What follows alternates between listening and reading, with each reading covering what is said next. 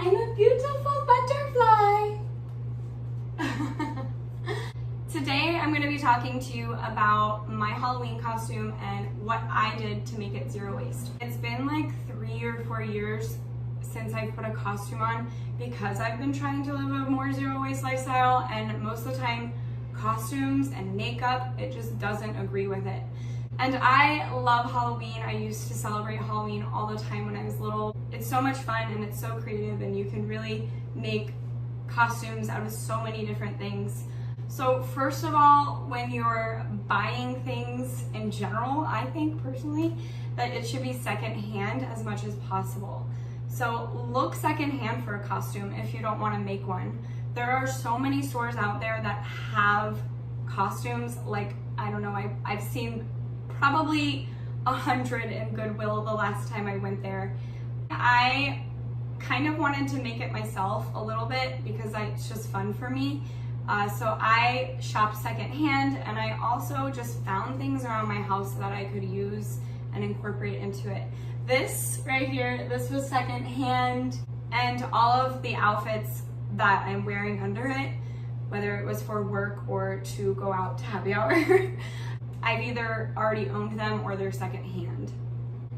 I did have to, improvise for my costume because I wanted to make it. So I did use safety pins and hair ties that I had laying around the house, and I sewed the hair ties on, and hopefully this means I can wear it with different outfits and it can be used maybe even more than one time.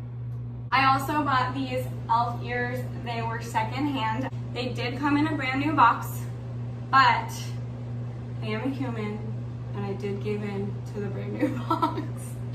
I really don't like to buy even things at thrift stores in a brand new box, but I don't know, I just had to have these cute little fairy ears. So I bought them, and I thought of it as my money is at least going to this thrift store and not this big corporate company. At least I hope that's where it was going. I'll probably reuse these elf ears and keep them for a really long time. I believe costumes definitely should be reused, so these babies are gonna be reused. As far as my face paint goes, I didn't want to use glitter, but I already have so many glitters and so many paints around my house, and I really wanted to have fun with my costume this year. These paints I had gotten way before I started even going zero waste and going on this journey.